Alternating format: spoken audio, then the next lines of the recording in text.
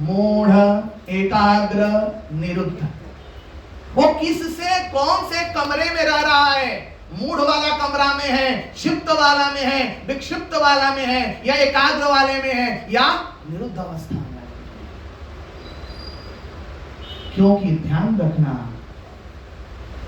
जब तक हमारे जीवन के अंदर विचारों में परिमार्जन नहीं होंगे, तब तक हमारी समस्याओं का समुचित समाधान नहीं होता। एक वो व्यक्ति है जिसके पास सब कुछ है, राजा है, धनवान है, संपत्ति कोई कमी नहीं है, वो भी प्रार्थना करता है। और एक लंगोटाधारी, उसके पास कुछ भी नहीं है, वो भी प्रार्थना करता है। और प्रार्थना के शब्द में अंतर बहुत होते हैं।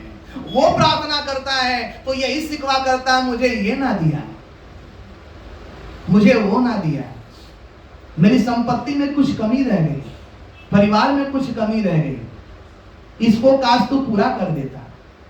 और एक वो है जिसके विवेक के आंख खुले हुए हैं, उसके पास कुछ भी नहीं है, कह रहा है कि प्रभु तूने बहुत कुछ दिया, इतना कुछ दिया है कि मैं संभाल नहीं कर पा रहा हूं। तूने 2 हाथ दिए, 2 पांव दिए, 2 कान दिए, बुद्धि दी, सब तो दे दिया।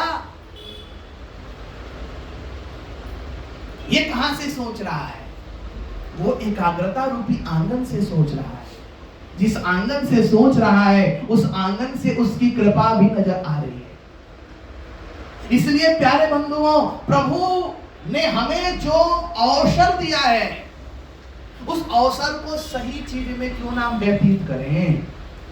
तो प्रथम कर्म तो यह है कि श्रवण, सुने, और केवल सुनने तक जीवन का, कब तक सुनते चले जाओगे, सुनते सुनते जीवन ही बीत गया, आपने कभी विचार ही नहीं किया। और विचार तो छोड़िए, कभी इस पर मनन ही नहीं किया, और मनन तो छोड़िए, निधिध्यासन ही नहीं किया, निधिध्यासन तो छोड़िए, आपने कभी साक्षात्कार ही नहीं किया। तो जीवन, उस सुनने का मतलब क्या है? केवल आपने क्या किया? तो केवल यही है, कान इंद्रियों के शब्द को सुन सुन करके विषय भोग करते रहे। ये बहुत अच्छा भजन लग रहा है, बहुत अच्छा आचार्य जी का प्रवचन लग रहा है, बहुत बढ़िया लग रहा है। अरे बढ़िया तो लग रहा है, लेकिन ये बढ़िया हमारे आचरण में बढ़िया कब बनेगा? जब तक ये आचरण में बढ़िया नहीं बनेगा, तब तक हमें उस प्रभु का, स्वरूप का आभास नहीं होगा। स्वरूप का आभास करने के लिए क्या कह रहा है मंत्र? विष्णु कर्माणि पश्यतम् यतो व्रतानि पस्पसे इंद्रस्य योज्या सखा। विष्णु कर्माणि पश्यत, उस विष्णु के कर्म को देख। क्या गजब है वो विष्णु, कम से कम उसके कर्म को तो देख, क्या वो कर्म कर रहा है। यतो व्रतानि पस्पसे, उसके व्रतों को देख, कितना सुंदर व्रत में इस संसार को चला रहा है। काश हमने इस पर भी विचार किया होता तो हमारे जीवन का कल्याण हुआ होता कि नहीं हुआ। हमने शिव को भी नहीं समझा तो शिवत्व कहां से आएगा? आज शिव जी को समझा है हमने। अच्छा एक बात बताइए, आप लोगों ने शिव जी का तो चित्र तो देखा ही होगा, माताओं ने देखा है कि नहीं देखा? सबने देखा है। अच्छा आपने चित्र देखा है तो कभी आपने विचार भी किया होगा, कुछ विचार मन में आए होंगे। जैसे शिव जी का आपने चित्र देखा है तो क्या क्या देखा है आपने? ये भी देखा होगा कि हाथ में त्रिशूल है, देखा है। और क्या देखा है? चंद्रमा सर पर है, जटा है, और गंगा कहां से निकल रही है? सर, जटा से निकल रही है। और गले में क्या है? सर्प है ना। और उनके जो है वो सवारी क्या है? नंदी है। ये आपने देखा है कि नहीं देखा? लेकिन आपने कभी विचार किया ऐसा क्यों? ये सिंपल क्या है? ये क्या संकेत करते हैं? जैसे आप रोड पर जाते हो ना तो संकेत मिलता है ना, इधर जो है पुणे है, इधर मुंबई है, इधर ये है, इधर वो है। तो ये जो संकेत शिव के बनाए हैं, ये संकेत क्यों बनाए हैं? इसके पीछे रहस्य क्या है? एक व्यक्ति को शिव बनने के लिए, शिव की साधना करने के लिए, शिवत्व की प्राप्ति करने के लिए उसको कैसा बनना पड़ता है, कैसे गुजरना पड़ता है। अगर किसी को देखना है तो शिव की तस्वीर को जाकर देखें। तस्वीर क्या बताती है? सर पर जटा है। ये सर पर जटा मतलब मस्तिष्क पर जटिलता है। शिव बनने के लिए बहुत कठिनाइयां झेलनी पड़ेंगी। सामाजिक, पारिवारिक, अलग तरह की कठिनाइयां आएंगी, जटिलताएं आएंगी, लेकिन उन जटिलताओं का में सही मार्ग कैसे मिलेगा? तो उसके ऊपर चंद्रमा है। क्या है? चंद्रमा किसका प्रतीक है? शीतलता का प्रतीक है। जब तक हमारा मस्तिष्क शीतल नहीं होगा, हमारे धैर्य नहीं होगा, तब तक हम सही रास्ता का खोज नहीं कर पाए। और उस शिव बनने के लिए और जटिलता क्या हो सकती है? सर्प जहर का प्रतीक है। किसका प्रतीक है? जहर का प्रतीक है। हमें मान अपमान सब जहरों को घूटना पड़ेगा। कभी अपने भी सुनाएंगे दो बात, कोई पराया भी सुनाएगा। सबकी बातों को सुन करके क्या करना पड़ेगा? एक स्थिर होकर के क्या करना पड़ेगा? योग्य निर्णय देना पड़ेगा। और योग्य निर्णय देने के लिए जब शीतलता आएगा, विवेक का दरवाजा खुलेगा, तो वहां से एक नदी प्रवाहित होगी। वो कौन सी नदी? ज्ञान रूपी। वहां तो दिखा दिया गंगा, लेकिन उसका अभिप्राय है ज्ञान, विवेक खुलेगा, तब जाकर के शिवत्व की प्राप्ति होगी। लेकिन हमने उस शिव को क्या समझा? हमने शिव को क्या योगी समझा? क्या हमने शिव को विवेकी समझा? क्या हमने शिव को ज्ञानी समझा? अगर शिव ज्ञानी है, विवेकी है और वो कल्याणकारी है, तो भला कल्याण ही तो करेंगे, अकल्याण वो कहां करेंगे? भला वो शिव जो कल्याणकारी शिव है, सबका कल्याण करने वाला है, वो शिव कभी ऐसा चीज का, ऐसा पदार्थ का सेवन करेंगे जो बुद्धि को नाश करने वाली है? बताइए क्या चल रहा है?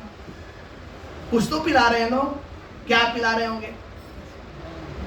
बोल तो दो माता हो। हाँ? अच्छा, भांग से बुद्धि तो बढ़ती होगी। हाँ? और भांग के साथ और क्या दे देते हैं? हाँ? बताओ। इतने बड़े कल्याणकारी शिव जो विश्व का कल्याण कर रहे हैं, सबके कल्याण करने के लिए अपने जीवन की साधना कर रहे हैं, उस शिव को हमने क्या समझ लिया? शिव बनने के लिए शिवत्व का आना जरूरी है। हमने अपने महापुरुषों के जीवन शैली को समझने का प्रयास नहीं किया। और समस्या क्या है? अगर कोई बताता है ना, तो क्या कहते हैं? तो खंडन करता। क्या कर रहा? ये तो खंडन कर रहे हैं। और कुछ नहीं मिलेगा तो कहेंगे इनका तो काम मानते ही नहीं। क्या नहीं करते? अरे भाई, मानते तो बाद में है, पहले हम जानते हैं कि नहीं? पहले हमें जानना जरूरी है। जब हमारा जानना सही होगा तो मानना भी सही होगा। पहले हमें जानकारी सही की तो हो कि सत्य क्या है, असत्य क्या है, सही क्या है, गलत क्या है। अगर सही गलत का अगर बोध होगा तब तुम सही चीज को मानेंगे। लेकिन सही को मानने के लिए आर्य समाज बताता है। बहुत लोगों को आर्य समाज की बातें चुभती भी है कि भाई क्यों ऐसा बोलते हैं लोग, खंडन करते हैं, नहीं मानते। अरे मानते कौन नहीं, निर्णय आप कैसे कर लोगे बिना जाने कि मानते हैं कि नहीं मानते हैं? आर्य समाज किसको नहीं मानता? आर्य समाज तो सारे महापुरुषों को मानता है, राम को मानता है, कृष्ण को मानता, शिव जी को मानता, हनुमान जी को मानता, और यहां तक कि गणेश जी को भी मानता है कि नहीं मानता? बोलो। लेकिन गणेश जी को कैसे मानता है, वो दृष्टिकोण समझिए। गणेश किसे कहते हैं? जो गणों का स्वामी हो। गण कौन सा? वो परिवार भी हो सकता है, समाज भी हो सकता है, समाज का, परिवार का मुखिया। उसको होना कैसे चाहिए? तो आपने गणेश वाला सर देखा है? कौन सा सर है? हाँ? कान कैसा है? हाँ? पेट कितना बड़ा है? सवारी क्या है?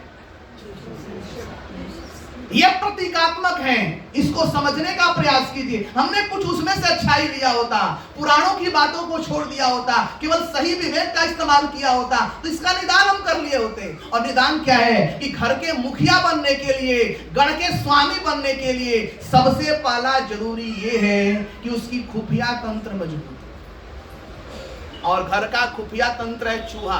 घर घर में घूम करके देखता है, खाता है, पीता है, हाँ या ना? हाँ करता है ना? तो उन्होंने सवारी क्या बनाया? चूहा बनाया, मूस बनाया। हाँ, अब उसके साथ में उनका नासिका कितना बड़ा है? बहुत बड़ा है। अर्थात घर का मुखिया वो है कि जो घर के सदस्यों को देख करके समझ ले कोई भूखा तो नहीं है, मेरे मुखिया रहते हुए कोई मेरे घर का परिवार कोई ऐसा तो नहीं है कि भोजन के बिना, आहार के बिना सोया है। उसका नाक इतना बड़ा वो होना चाहिए, और कान तो इतना बड़ा होना चाहिए कि सुने सबकी, छोटे से छोटे और बड़े से सबकी सुने, और सुनने के बाद से क्या करे? पेट में पचा ले। इसकी बात इधर नहीं, उसकी बात उधर नहीं, ठीक है? और ध्यान रखना उसकी दांत कितना बड़ा है, बाहर से दिखाए कुछ और अंदर की बात में धीरता रखे। ये है गणेश का परिचय। लेकिन हमने क्या उस गणेश से कुछ सीखा? क्या सीखा? आर्य समाज ने यही तो सीखा है, यही बता रहे आर्य समाज कि आप सत्य को जानो, सही को मानो ना। कहां मना कर रहा है आर्य समाज? अरे आपके गण के स्वामी, आपके गणेश, आपके माता और पिता हैं। जब भी घर में कोई अच्छा काम करो तो सबसे पहले अपने माता पिता का अभिवादन करो, सत्कार करो, पूजा करो। उनकी कृपा ना होती तो ये सौभाग्य आपके जीवन में नहीं आता। तो उस गणपति का सम्मान होना चाहिए कि नहीं होना चाहिए? बोलिए। तो क्या आज गणपति का सम्मान हो रहा है? सम्मान तो ये हो रहा है कि बेचारे वृद्धाश्रम में बैठे हुए। बोलिए।